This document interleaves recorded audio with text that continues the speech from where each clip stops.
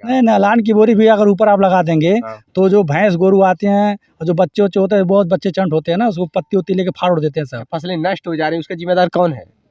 नहीं, जिम्मेदारी की बात तो सबको आती है।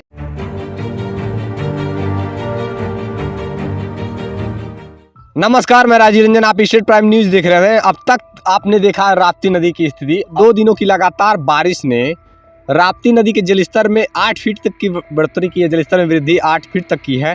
ऐसे में रोहिन नदी की क्या स्थिति है, क्या हालात है, ये देखने के लिए आप पहुंचे हैं अभी मखनाहा में, ग्राम सभा मखनाहा में आए हुए हैं और यहाँ की स्थिति देखते हैं। रोहिन नदी के किनारे बसा हुआ गांव है ये, और यहाँ की क्या दशा है ये देखिए। जलस्तर तेजी से बढ़ता जा रहा है। और अभी बात की जाए कटान की, तो बांध में होल हो रहे हैं जो कि रेनकट हो रहे हैं, तो उसके लिए व्यवस्था की गई है। लगातार देखिए लगे हुए हैं यहाँ पर लोग, और ठेकेदारों के द्वारा ज़बरदस्त तरीके से कार्य कराया जा रहा है। ऐसा नहीं है, देखिए वहाँ पे लगे हुए हैं, मिट्टी खुदाई करके ला करके बांध में डालने का कार्य कर रहे हैं। देखिए लगातार लगे हुए हैं यहाँ, सब लेबर लगे हुए हैं और कहीं ना कहीं कार्य तेज़ी से हो रहा है।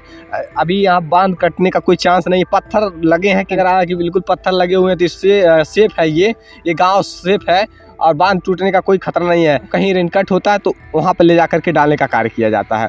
अभी तेज़ी से कार्य हो रहा है। रोहिन नदी भी उफान पर आ गई है, जैसा कि आप देख पा रहे हैं। रोहिन नदी की स्थिति देख लीजिए। रोहिन नदी जब कि 2 दिनों की लगातार बारिश ने एक बार पुनः अपना रौद्र रूप दिखाने लगी है। रोहिन भी जैसा कि आप देख पा रहे हैं, आपके सामने ये मंजर है, ये हालात देख पा रहे हैं। जो आसपास के बगल की फसलें हैं, जैसे ही अभी जलस्तर में बढ़ता ही जा रहा है रोहिन नदी का, तो जो खेती बाड़ी है वो अपने आगोश में ले लेगा। और कई तमाम खेतों में तो पानी लग गए हैं। अधिकतर यहाँ पर मूली की खेती और धान वगैरह लगाए गए हैं, तो ऐसे में वो सब डूब जाएंगे। जिस प्रकार से तेज़ी से जलस्तर में वृद्धि हो रही देखने को मिल पा रहा है। और ताल की बात कर ली जाए तो ये देखिए ताल का रूप ले लिया गया। इधर रेगुलेटर लगवाने का आश्वासन भी दिया गया था, अभी तक रेगुलेटर भी नहीं लगा बांध पर। इस वजह से किसानों की सैकड़ों एकड़ की फसलें ऐसे पानी में डूब जाती है और काफ़ी नुकसान होता है किसानों का। तो ऐसी दशा है। मेरा यही कहना है क्षेत्र के नेताओं से कि इस विषय पे थोड़ा फोकस करें। और आइए बातचीत कर लेते हैं। इस रास्ते से गुजरने वाले एक व्यक्ति हैं, उनसे बातचीत करते हैं। स्वागत है आपका, कैसे हैं आप? ठीक है, बढ़िया है। आपका परिचय? अनिल निषाद। मैं आपसे जानना चाहता हूँ कि सर यहाँ जिस प्रकार से रोहिन नदी की क्या स्थिति है? अभी तो फिलहाल बढ़ रही है। हाँ, बारिश हुआ है तो बढ़ेगा ही, हाँ, स्वाभाविक चीज़। जिस प्रकार से 2 दिनों की लगातार बारिश हुई है और इसमें करीब कितने फीट की जलस्तर में वृद्धि हुई होगी? अब मान के चलिए कि जलस्तर तो नीचे ज़्यादा चला गया था, 7-8 हाँ, है ना? और लगभग 3 मीटर 4 मीटर ऊपर आया है। 3-4 मीटर ऊपर आया है। यहाँ पे जिस प्रकार से बात की जाए, अगर बगही बारी सिवान और ये झगराहा और जो बीच का सिवान है जिसमें धान की फसलें लगाई जाती हैं, ऐसे में हर साल कई सौ एकड़ की फसलें डूब जाती हैं, तो क्या नेताओं के क्या आश्वासन थे? यहाँ पंप हाउस का मांग था जनता का जी, लेकिन अब यहाँ पंप हाउस बन नहीं पाया है। बन नहीं पाया। ऐसा क्यों किया गया? अब बिल्कुल हम लोग का स्तर की बात नहीं है, बड़े नेता ही इस पर गौर करेंगे तभी कोई बात हो सकती है। जी, ऐसे हम लोग मांग ही कर सकते हैं। मांग कर सकते हैं। सर, ऐसा नहीं लगता कि जो नेता आश्वासन देते हैं उस पर काम भी करना चाहिए? नहीं, होना चाहिए, ऐसी बात नहीं है। अब जो सैकड़ों एकड़ की फसलें हैं ऐसे जलमग्न हो जा रही हैं, फसलें नष्ट हो जा रही हैं, उसका जिम्मेदार कौन है?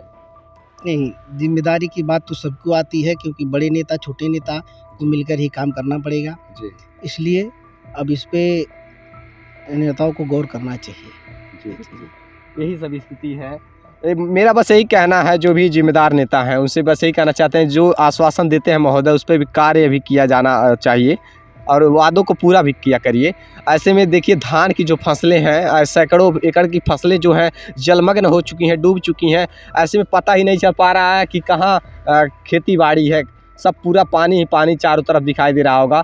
ऐसा मंजर देखने को मिल पा रहा है, बाढ़ जैसे हालात देखने को मिल पा रहे हैं। रेगुलेटर अगर लगा होता आगे, जिस प्रकार से पंप हाउस की बात की जा रही है, ऐसे अगर लग गया होता रेगुलेटर तो आज ये दशा नहीं होती, ऐसे जलमग्न नहीं होता, पानी जो था वो नदी में आ जाता, तो ऐसे में बाढ़ का खतरा कोई नहीं था। लेकिन ये नेताओं को चाहिए कि इस पर नज़र डालें। आइए हम दिखा देते हैं, झगराहा के पास में है, झगराहा और उस पार कुदरिया पड़ेगा। और जहाँ पर खड़े हैं देख लीजिए यहाँ की स्थिति। यहाँ रेगुलेटर लगने वाला था लेकिन अभी तक रेगुलेटर नहीं लगा है, जिससे कि सैकड़ों एकड़ की जो किसानों की फसलें महिलाएं हैं वो जलमग्न हो चुकी हैं, खेतों में लबालब पानी भरा हुआ है। जिन खेतों में चावल की खेती की गई थी वहाँ पे एक 4-4, 5-5 फीट पानी लगा हुआ है। अब सोचिए उन किसानों का क्या होगा जो इन फसलों के भरोसे बैठे हुए थे। हम सर्वे के दौरान निकले हुए थे और रोहिणी नदी बांध के सटे ही है। ऐसे में जानने के लिए आप पहुँचे हैं कि यहाँ के ठेकेदार जो इस बांध का कहीं ना कहीं ठेका ले रखे हैं रेनकट के लिए, जिस प्रकार से आइए देखते हैं कि किस प्रकार से कार्य करा रहे हैं। आइए हम बातचीत करते हैं। सर, स्वागत है आपका स्टेट प्राइम न्यूज़ में। धन्यवाद सर, आपका भी स्वागत बहुत बहुत। आप सर्वे किए होंगे, यहाँ से गंगटा से लेके और वहाँ तक जाइए अट्टावा तक। आपका शुभ नाम सर? मेरा नाम हरीश चंद निषाद है। जिस प्रकार सर रेनकट लगातार हो रही 2 दिनों से बारिश, तगड़ी बारिश हुई है तो करीब अधिकतर मतलब रेनकट हुआ। हाँ, रेनकट हुआ है, उस पर काम भी चालू है। मौसम साफ हुआ तुरंत हम लोग लगा दिए। करीब कितने लेबर लगे होंगे यहाँ से? आज यहाँ से लेके मखना तक 10 लेबर अभी तक लगे हैं। अच्छा। जो बड़ा रेनकट हो गया है उसको हम लोग पहले टेकअप कर रहे हैं, फिर उसके बाद छोटे छोटे पर टिकट करते हुए हम लोग पूरा काम कर लेंगे। सर, उस पर क्या कहना चाहते हैं? जो बोरियां अभी 2-4 महीने पहले ही लगी थी वो बोरियां सड़ चुकी। बोरियां सड़ने का रीजन इतना खतरनाक धूप होता है, अगर धूप में आदमी को खड़ा कर दिया जाए तो अभी आदमी जल जाएगा। बोरियां तो कहाँ रुकेंगी। क्या विभाग के द्वारा नायलॉन की बोरियां नहीं उपलब्ध करवाई जाती? नायलॉन की बोरियां नदी के नीचे जब बनता है कटान उसमें लगाई जाती है। तो रेनकट है, रेनकट के लिए ऐसे लगता रहता है, फटता रहता है। लेकिन इससे लगाने का फायदा क्या मिलने वाला है? जैसे लाभ क्या है सर? जैसे आपने 4 महीने पहले लगा दिया, अब तुरंत मतलब ऐसे क्रैक हो चुका है, अब फिर से वही उसी स्थान पे फिर नई बोरियां डाली जानी है। नहीं, मिट्टी तो बहेगी, फिर बोरी लगेगी, फिर नई बोरी फिर लगेगी। बोरी कितनों मांगी बोरी बंदे पे लगती है। जो बच्चे होते हैं फाड़ देते हैं।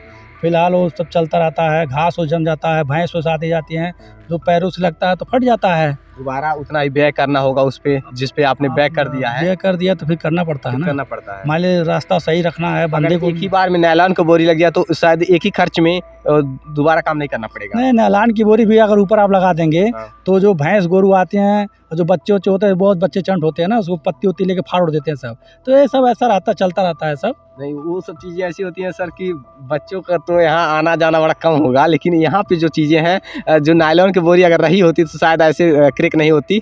लेकिन जो भी है कहीं ना कहीं आप लोग को जो ठेका मिला हुआ जिस प्रकार से काम करने का, जो आदेश आता हम लोग वही करते हैं ना। अब अपन इलेक्शन नहीं करेंगे, जो आदेश होगा आदेश आएगा उस पे हिसाब से। क्या लग रहा है सर कि कहाँ उम्मीद है कि नदी के कहीं रिसाव तो नहीं, कहीं बांध में रिसाव? मेरा बंदा है 11 किलोमीटर है जो एकदम मजबूत है, कहीं रिसाव का कोई वो नहीं है। जो रेनकट हो रहा है इसको हम लोग बनाते रह रहे हैं, देखते रह रहे हैं। नीचे से कहीं रिसाव है? आपने सर्वे किया? ऐसा कुछ नहीं अभी तक, हम लोग सर्वे कर चुके हैं। ये जो पानी लगा हुआ है सर ताल में, कौन सा ग्राम सभा इधर? ये ग्राम सभा कौड़ियम पड़ता है, टोला गंगटा है और रायपुर है, जरहद है, नैनसर है। जिस प्रकार से सर यहाँ पर धान की तो फसलें लगी होंगी ना? धान सब हो गया है, कटने वाले थे सब। अच्छा। सब पानी से बुड़ रहे हैं, सब बर्बाद होना। देख लीजिए, अब दिखा सकते हैं। अरे लगभग 12-13 ग्राम सभा इस पानी से प्रभावित होते हैं।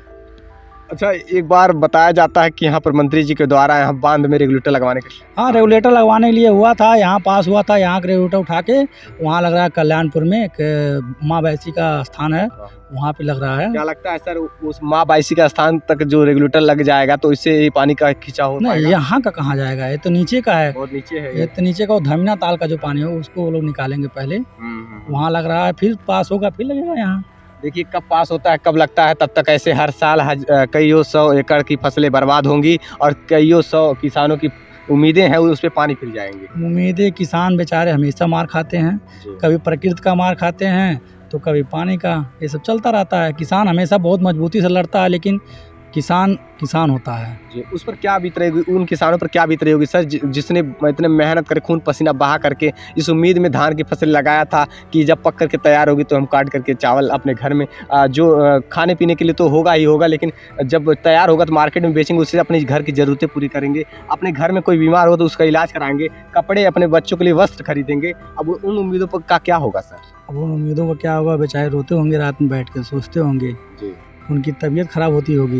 ये सब स्थिति है, बताइए। मुख्यमंत्री के शहर में ऐसा नहीं होना चाहिए, ये व्यवस्था पहले ही हो जानी चाहिए थी। देखिए, होना चाहिए नहीं होना चाहिए तो माननीय विधायक जी हैं और माननीय पूज्य महाराज जी योगी आदित्यनाथ मुख्यमंत्री हैं, ये लोग हमेशा आते रहते हैं। अभी तो रोड शो हुआ था उनका, रोड से गए थे, कैंप गए, पानी भरा हुआ देखे होंगे।